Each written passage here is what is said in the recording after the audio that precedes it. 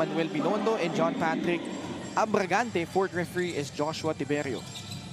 Chip going to Sarangani. I'm disappointed with 17. Parang wala rin siya sa bench ngayon eh. Pero nakita ko siya kanina eh. Nandiyan siya kanina pero tinitignan ko ngayon. Parang wala. Well, we'll see. Yeah. Shaq Alanes spins inside against Leland Estacio and he will score the first basket, or sorry, the second basket for the Dark Horse. With a Shaq-like move. Siya, Estong Ballesteros, a UST legend and champion. If I'm not mistaken, was able to get at least 2 or 3 championships in the 90s. Yeah. And he really moves much better. Confidence at a sky high. Much like this guy, Shaq Alanes. Roger Yap, our very own Marlon Basco, they will be competing again in Japan next year. For a guy who has been around enough, hanggang si Sol Mercado at Gabe Norwood, naging recruiting was just about to get into the fold. No? Unlike now, it's very rampant for the collegiate schools. While playing, while studying, while playing, he had to work sa UST hospital, just to make ends meet. So imagine that. No? Established career was the 2 championships, which he was a main figure for Coach Arik. Hindi, kasi naalala ko, backup siya ni Jervy Cruz. Okay. Diba? Yeah, si Jervy Cruz, inabot namin. Alam mo, si Jervy Cruz, as you see the missed layup, but the cleanup by Lester Reyes. Si Jervy Cruz, Coach Arik is from Pampanga, so most of our tryouts would come from Pampanga.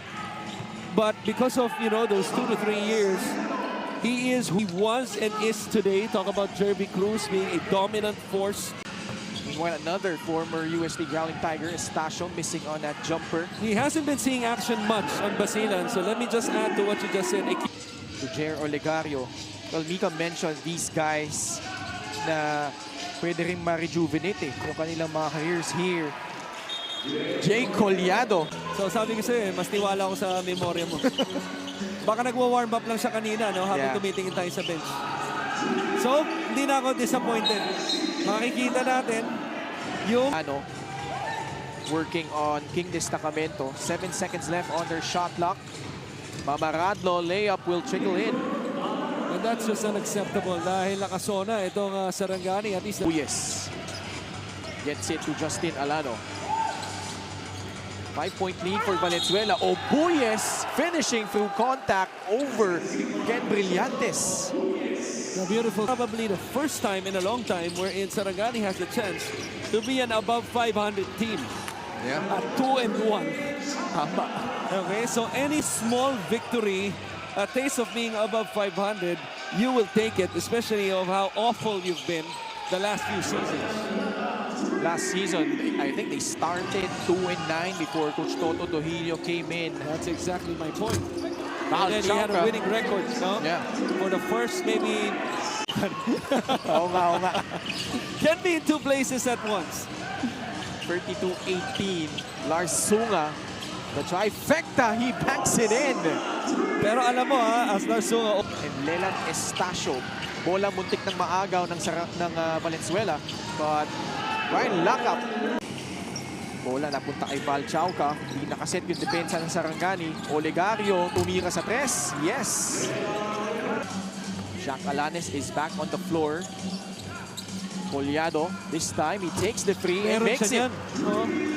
Season compared to last season. Estacio. Ganda ng palpal na yun. That was Shaq Alanes.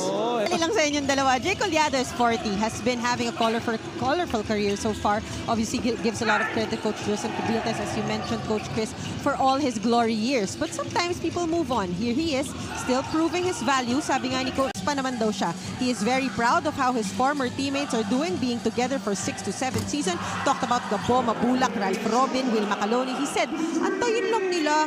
Prominent players here spending a lot of seasons in the MPBL, but this might just be, well, it's still early. This might just be his best season to date if he continues this pace. 9 points. Nasa palabas ni Alanes, Val Chauca, walang alinlangan. Gets that one to go. Outlet papunta kay Olegario. Shot fake, takes the 3, and it knocks it down. freeze raining on the side of Valenzuela. Talaga. Yan ang mga hilig niya eh, mga tulad ni J.R. Olegario. Tres na naman galing kay Val Chauca, who is smoked. Shaq Alan is feeling himself right now after that three. Sorry about that, kid. Ano siya, isang mintis pa lang galing dito kay agawan sa bola, napunta kay Estacio with a running start. Leland takes flight, a slam! Following it up was King Destacamento. Parang huling nakita kong ganyan yung hops niya nung nasa Bacoor Strikers pa siya. Val Chauca, beautiful fake. Fake news. Puntahan si Peromingan. Nice Desoyo move. pulling up. That is pure from Alex Desoyo. Had to overcome injuries recently to si Alex Desoyo. Turnover. Almost, it is a turnover. Takbo na dito. Destacamento, no look pass. Duremdes will lay it up and in. Also very efficient from the field. 6 out of 7, 4 of 5 from 3. Mix Pascual. That's a much needed basket to open up the third for Sarangani. Mikey Macabalyog and Lester Reyes, the 5 on the floor. Forced it. Pascual hit a 3 earlier. Working on Shaq Alanes. Got 3 for a 3, and it's good. Lead down to a dozen. 2 minutes gone by in the third quarter. Ball Turnover. loose. Estacio could not handle it, but luckily for him, Collado.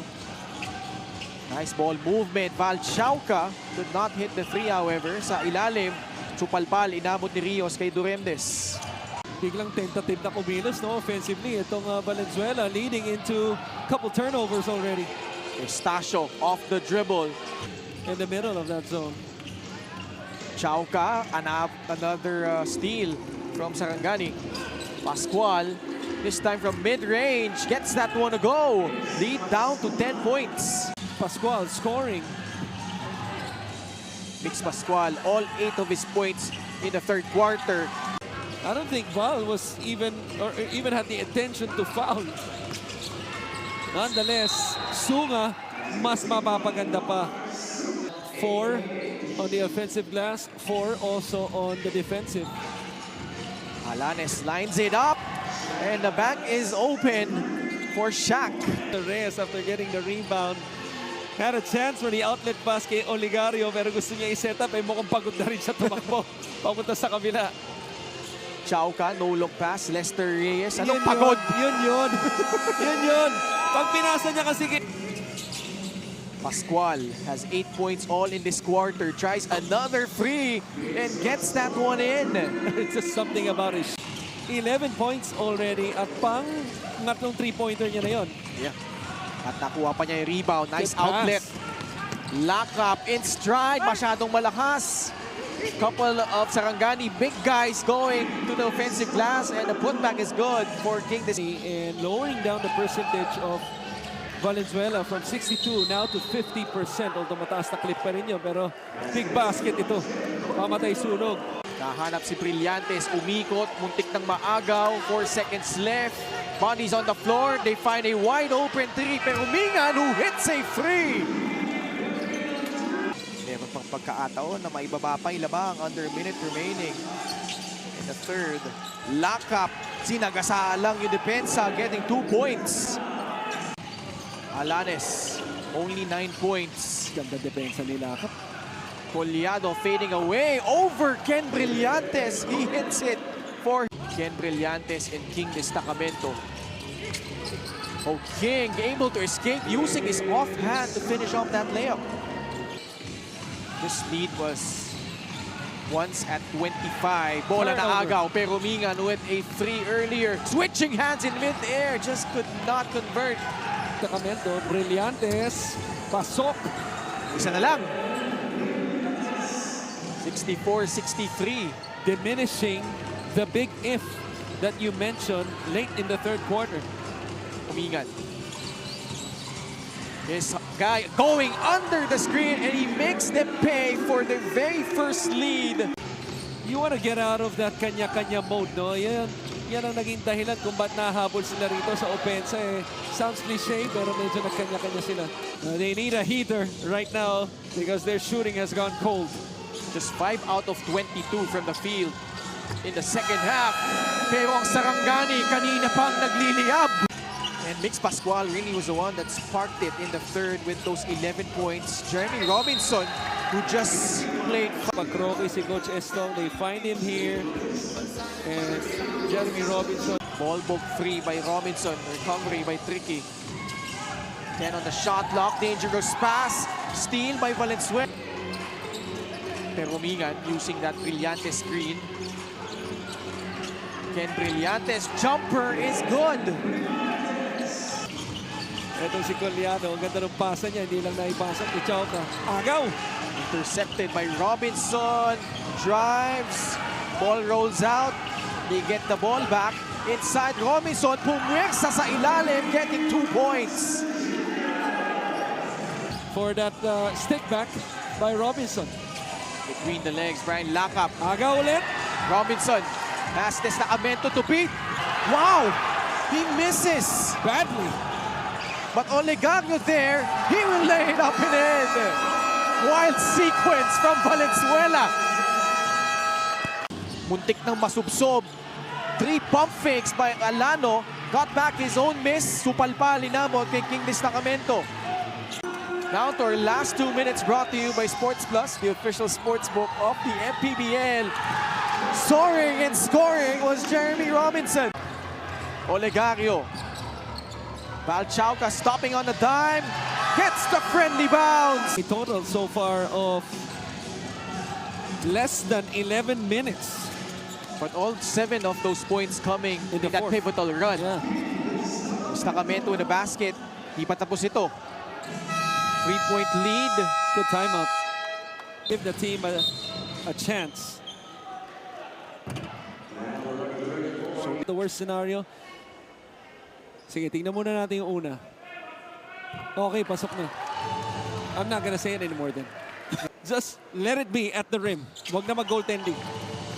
But that will not be part of the conversation Yes. because this is not a way for Valenzuela to break through after 2 disappointing losses. The last one against Bataan, the prior one against Basilan. At 2-1. That puts Sarangani at 1-2. So tayo na sila ngayon. And syempre, merong responsable ron. This guy, Valchauca.